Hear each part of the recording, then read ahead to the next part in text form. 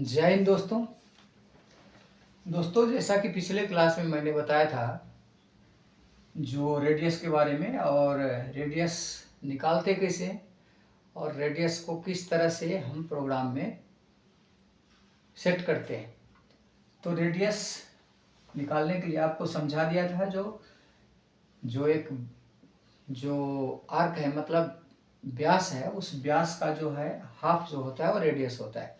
और उस हाफ को किस तरह से हम G03 में कन्वर्ट करेंगे और G02 में कन्वर्ट करेंगे, समझेंगे कैसे, जो कौन सा क्लॉकवाइज है और कौन सा एंटी क्लॉकवाइज है।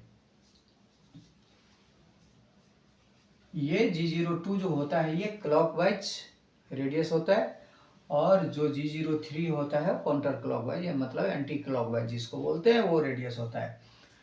तो आपको अपने प्रोग्राम के अंदर किस तरह से रेडियस सेट करना है उसके बारे में समझेंगे। तो ये छोटा सा प्रयास है जो आपको रेडियस समझाने का। तो जैसा कि एक डिजाइन बनाया मैंने, एक आपके पास ड्राइंग है, इस ड्राइंग के ऊपर कई जगह रेडियस दिया हुआ है। अब ये डायमेंशन है, आगे का डायमेंशन है 30 mm और पीछे का डायमेंशन है 60 mm। इसके ऊपर आगे के भाग में 2.5 का रेडियस लगाना है, उसके बाद जो बीच वाला भाग है उसको R 2.0 का लगाना है, और इसके बाद कॉर्नर वाला 3.0 का लगाना है। जेड की जो लंबाई है वो 30 mm और 20 mm का है। तो इस तरह से एक छोटा सा डिजाइन है, इसका प्रोग्रामिंग करके आपको दिखाते हैं किस तरह से रेडियस सेट किया जाता है। तो सबसे पहले आपको प्रोग्रामिंग में क्या लिखना है, O 0 0 0, मान लो मैं यहाँ 1 2 3 4 5 जो भी आपको लेना है ये ले लिया। इसके बाद आपको टूल जो है, आपका जो टूल है वो रेफरेंस पोजीशन पे आपका होना चाहिए। जहाँ भी खड़ी है मशीन वहाँ से रेफरेंस हो जाना चाहिए। तो इसके लिए क्या इस्तेमाल करेंगे, G28 U 0.0 W 0.0। आपका मशीन जो है वो रेफरेंस हो गया।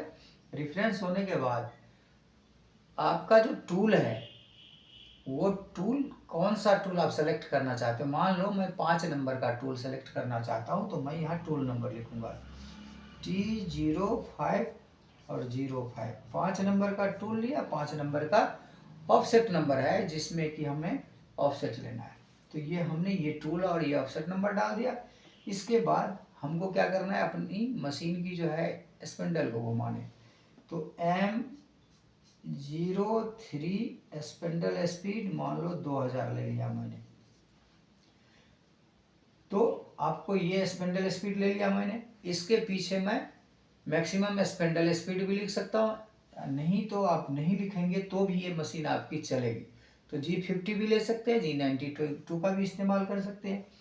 इसके बाद यहाँ पे आप अपनी मशीन को रेफरेंस पोजीशन से पोजीशनिंग पकड़ाइए, जहाँ पे आपको मशीन को बुलाना है वहाँ बुला लीजिए।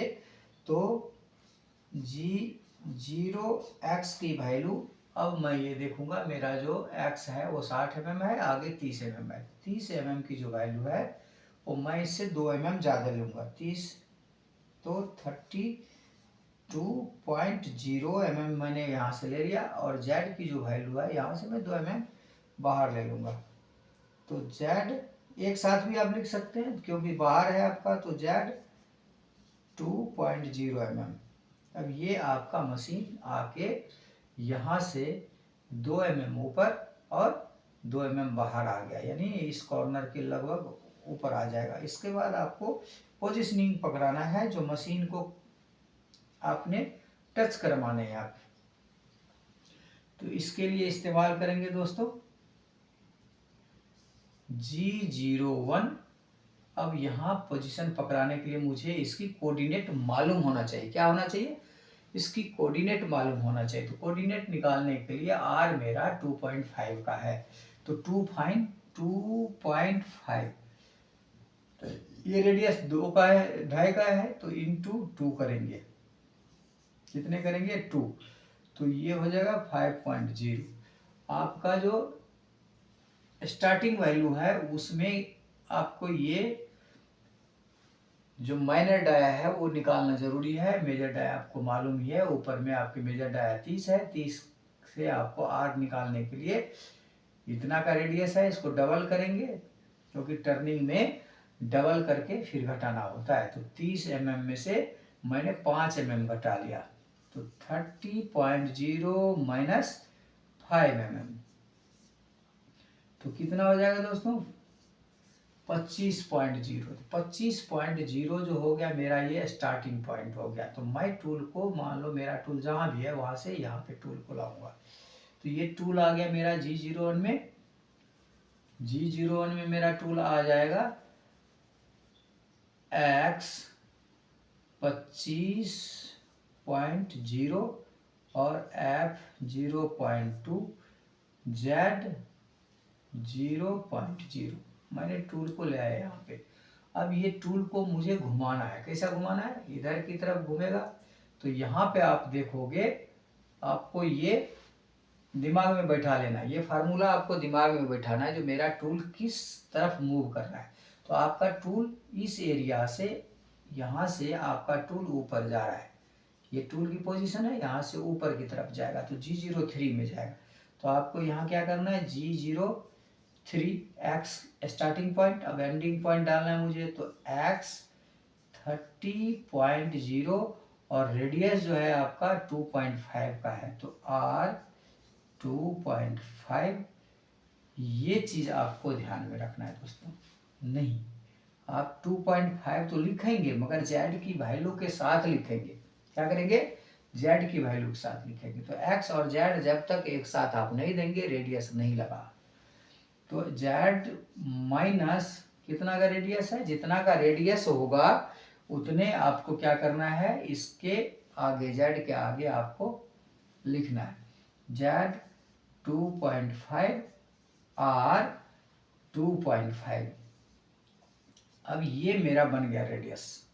इस चीज को ध्यान में रखो दोस्तों, किस तरह से रेडियस को हम सेट करते हैं CNC प्रोग्रामिंग में। तो आपको G03 x 30, ये x 30 हो गया, और z माइनस 2.5 हो गया, और r जो है आपका 2.5 का r है। तो ये आपका यहाँ का रेडियस निकल गया। अब इसके साथ साथ मैं आगे की तरफ बढ़ूंगा, तो z मेरा कहाँ तक ले जाना है, तो G01। अब क्या करना है, G01 में लीनियर चलना है आपको। G01 z माइनस 30 का डाया कहाँ तक है, तो यहाँ क्या है दोस्तों, R2। R2 का मतलब जो आपका 2 mm पहले आपको रोकना है। क्या करना है, 2 mm रेडियस बनाने के लिए आपको 2 mm पहले रोकना पड़ेगा। तो 30 में से 2 mm चला गया, कितना बचा 28, 28.0। ये आ गया आपका, यहाँ पे मशीन आ गई आपकी, जो टूल है यहाँ पे आ गया। अब यहाँ से टूल को क्या करना है, मुझे ऊपर की तरफ घुमाना है। तो ऊपर की तरफ घुमाने के लिए मुझे क्या करना होगा, अब इसमें देखेंगे ये फार्मूला के अंदर जो मेरा टूल किधर मूव कर रहा है, तो ये पॉइंट है।